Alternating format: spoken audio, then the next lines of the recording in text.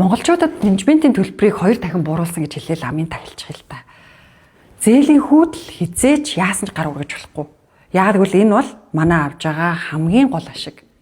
Монголын улс төрчид нэг том юм хийсэн юм шиг харагдаж хөөрч попорчлээвэл тэрийг тоохгүй бах уу.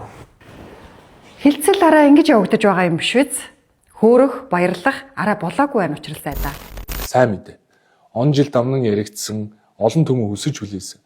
Нэхэж шаардаж байсны үр дүн юм аа. Сайхан баяртай өдрийн мэнд төргий үр дүн төрч чадлаа тэгээд. За учрал ерөнхий сайд амтны сайд нарын хөрөөд байгаа буулгаж чадлаа гэж яриад байгаа менежментийн төлбөр гэдэг бол оюу толгойн нийт үйл ажиллагааны зардлаас 6%-аар тооцож авдаг менежментийн төлбөрийг одоо 3% болголоо гэсэн үг юм. Оюу толгой компани жил бүр дунджаар 150 сая доллар буюу 600 орчим тэрбум төгрөгийг Rio Tinto компанид менежментийн төлбөр гэж төлдөг.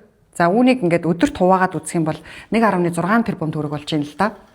Харин оюу толгой компани 11.3% хүүтэй зээлийн хүүд өдөрт 15 тэрбум төгрөг төлдөг. Тэгэхээр ийм ялгаатай байгаа энэ хоёр. Өдөрт зээлийн хүүд 15 тэрбум төгрөг төлдөг оюу толгой компани. Гэтэл менежментийн төлбөрт 1.6 тэрбум төгрөг төлдөг өдөрт. Тэгэхээр менежментийн төлбөрийг бууруулчлаа гэж чихэр долоолгож хөөрцөглөөд зээлийн хүүг бууруулах энэ гол хэлэлцээрээ орхигдуулваа гэж сануулгах үүднээс энэхүү видеог хийж байгаа юм. За ер нь бол 20 тэрбум л төгсөж байгаа хэмжээний зээл.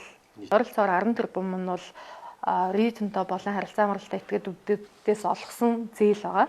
Чин цаашаа улам томроод явна гэсэн үг байхгүй. Rio Tinto энэ төслөөс өгөөж тийм үү? Өгөөж зээлийн хүүгээр авдаг байхгүй юу? Тэр хэлбэрийг л ойлгох хэрэгтэй. Энэ бол санхүүжилтийн олон улсад одоо яг байдаг жишгэлт энийг ер нь оюу толгойн гол асуудлуудаа эренбэлж харах хэрэгтэй. Хэрвээ монголчууд оюу толгой компаниас одоо ноогдол ашгаа хүртэх хугацаагаа наашлуулах, хүртэх ноогдол ашгаа нэмэгдүүлье гэвэл энэ өндөр хүүтэй зээлийн хүүгийн хүүг бууруулж байж л бид нар хүртэх ноогдол ашгаа ихсгэж чадна. Авах хугацааг нь наашлуулж чадна. За мөн цаашлаад Ontric Gold-ийн лицензийн асуудлын гэрээг дахин хэлэлцэх байгаа. За мөн хувь нийлүүлэгч болон хөрөнгө оруулагчдын гэрээг шинжлэх эдгээр гол асуудлуудыг бас анхаарахгүй орхихгүй байж болохгүй асуудлууд юм.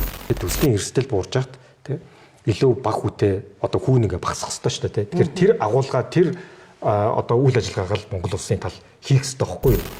Ер нь 2020 оноос хойш 5-аас 6 жилийн дараа арай гэж нэг юм сонсгол хийм байж, сонсгол өдөрцөн гишүүн нь уйлан байж, Rio Tinto хилцээрийн ширээнд авчирч хилцээр хийж байгаа энэ чухал моментоо бид энэ гол асуудлаа мартахгүй хэлэлцэх нь чухал юм.